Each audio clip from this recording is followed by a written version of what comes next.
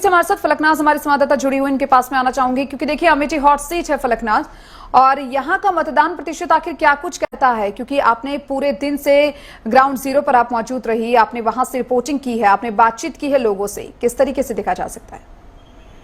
जी बिल्कुल, अगर 5 बजे की बात की जाए तो जो मत प्रतिशत निकल कर सामने आ रहे हैं वो 52.7% है। इस तरह से अमेठी शुरू से ही एक रोचक फिट बनी हुई है आपकी लोकसभा के चुनाव में।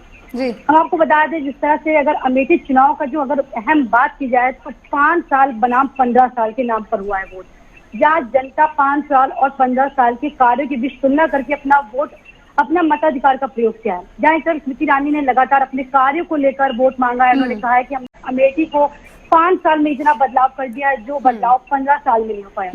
वही कांग्रेस के जो प्रत्याशी उन्होंने वोटिंग से पहले ही उन्होंने कहा था कि ये जनता चुनाव लड़ रही है और जनता जब चुनाव लड़ती है तो बदलाव होता है। ऐसे में अगर बात की जाए तो जनता की जिस तरह से जनता से हमने यहाँ पर बातचीत की तो उन्होंने साफ तौर से कहा कि हमें सरकार की योजनाओं का लाभ मिल रहा है। जैसे राशन की बात की जाए तो अमेठी जिला पहले एक तो ग्रामीण क्षेत्र है, यहाँ पर लोगों को, किसान लोग ज्यादा यहाँ पर निवास करते हैं। ग्रामीण इलाका होने की वजह से लोग जैसे राशन उनको मुफ्त मिलता है तो उनके लिए ये बहुत अहम योजना होती है। उन्हें कॉलोनी मिल रही है, शौचालय मिल रहा है। तो ऐसे में देखा जाए कि अमेठी की जनता 5 साल बनाम 15 साल के कार्यों की बीच तुलना करके आज अपना मताधिकार प्रयोग किया। जी जीत का बिल्कुल फलक सही कहा आपने, क्योंकि देखिए 5 साल बनाम 15 साल, ये एक अलग ही फैक्टर देखने को मिला है। और स्मृति ईरानी भी लगातार देखती हुई और बोलती हुई नजर आती हैं, हमलावर भी होती हुई नजर आती हैं।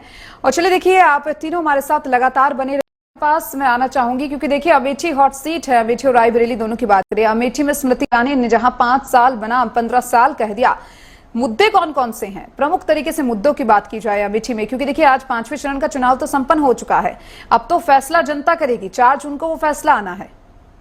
जी बिल्कुल, जिस तरह से 4 जून को फैसला आने वाला है, आज सभी पार्टियों का जो भविष्य है वो ईवीएम में कैद हो गया है। ऐसे में अगर मुद्दे की बात की जाए तो जिस तरह से खास तौर से हमने आपको बताया कि अमेठी एक ग्रामीण इलाका है जहाँ पर सरकार की योजनाएं और स्मृति ईरानी जी ने उन्होंने मतलब लोगों तक पहुंचाने का जो कार्य था, उन्होंने आपको पहले तो ये बता दें, जिस तरह से 2014 में चुनाव हारने के बाद भी लगातार उनका आना एक जनता में भरोसा बैठ जाता है कि वो यहाँ पर अमेठी छोड़कर नहीं जाने वाले।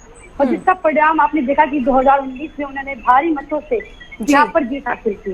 तो जिसके चलते यहाँ की जनता जो, अगर खासकर महिलाओं की बात की जाए, महिलाओं को साइलेंट वोट रखा जाता है। यहाँ पे महिलाओं से अगर बात किया तो इस तरह से महिलाओं के लिए स्मृति ईरानी ने यहाँ खेल कूद प्रतियोगिता स्पेशली महिलाओं के लिए किया था।